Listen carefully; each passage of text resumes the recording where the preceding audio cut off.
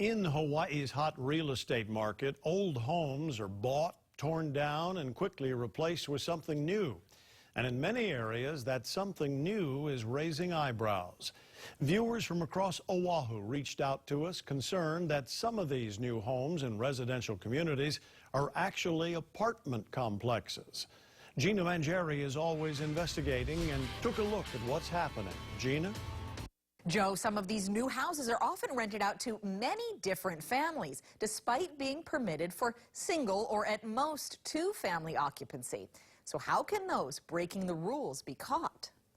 This quiet Kaneohe Street is not quite rolling out the welcome mat for this giant house going up next door. A neighbor spoke to the owner.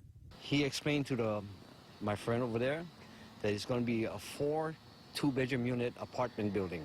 It's zoned and permitted for just a single-family dwelling with a wet bar. I'm Gina with Channel 2 News. The builders on site helped us get a hold of the owner. It looks like there's 4 different entrances, enough kitchen equipment for 4. Is it going to be rented separately later? He tells me no, it will stay single-family, and he's going to sell it anyway once built. The neighbors say they'll be on high alert just in case more than one family moves in. He can build a castle if he wants to, but one family there. You know, if more than one family comes in, shut him right down. A longtime resident of Pololo Valley says it's already happening in her neighborhood. We used to have a beautiful view of our valley. We had a beautiful breeze. Now I have windows that I get to look at. We checked this property right next door to her and learned it violated the rules. City records show it's zoned single family plus 1 Ohana unit, but they got a notice of violation when city inspectors found 4 different kitchens and multiple unrelated families. Hello? We tried to reach the owners both in person and through their rental broker and have had no response yet. There's a lot of them. We drove around the neighborhood and saw lots more big houses, 2 and 3 stories. This is what I'm talking about, Gina. We checked building permits on some and found 10, 15, even 20 bedrooms, a dozen bathrooms, most in either single family, single plus Ohana unit, or max 2-family zoning. The city tells me while there are regulations on square footage based on lot size, there are no rules about room count. We asked the city council if that should change. Is it time to update the ordinances? We've had that discussion with the department before. The department always, in the past, has favored having the flexibility to look at these cases by the allowable building square footage. I'm happy to have that discussion with DPP again.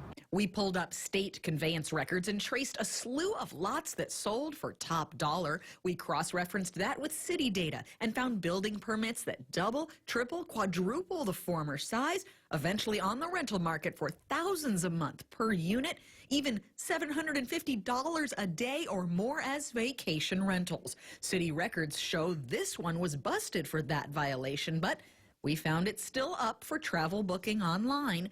We reached out to the owner who's also developing next door and also tried through a former rental representative. We have had no owner response yet. I understand that people need homes and housing, but I don't believe that these are really helping the homeless. They're high rents because they're all new, they're brand new. There are some folks who are doing it, many folks who are doing it within the confines of the law, who are renting these dwellings to local families who need a place to live. Oftentimes, they're perfectly legal if they're sticking to the occupancy rules on the actual number of families, only the permitted number of kitchens, and not throwing up extra unpermitted interior dividing walls. But some turn houses into apartment complexes after the city inspectors give them a certificate of occupancy, or COO. You have these unscrupulous people that'll get their COO, come back and make all these modifications to the house. It turns into this ongoing cat and mouse game. That's exactly what happens. Then it's incumbent upon folks to try to get DPP to come back and do a follow-up inspection.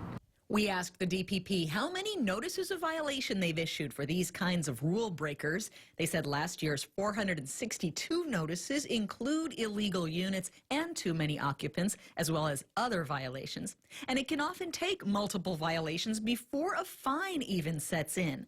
That home we saw on a vacation rental site had violations for repeated vacation rental, over occupancy, and after the fact building before it got a $1,000 fine, just a tad more than a night's stay. Councilmember Anderson says fines should be more of a deterrent. Let's say they end up racking up $10,000 worth of fines. It's not uncommon for the fine to be settled for 10% of that amount. These things appear to be a gold mine, and a flexible fining policy would seem to be a minor inconvenience. The department will also tell you that fining the bejesus out of people is not their goal.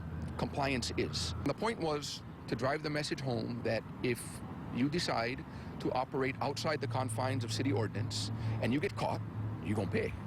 The message from the city, if you see something that might be breaking the rules, let them know, and they'll take a look. And if an illegal rental is found, it's often unsuspecting tenants who end up in the middle.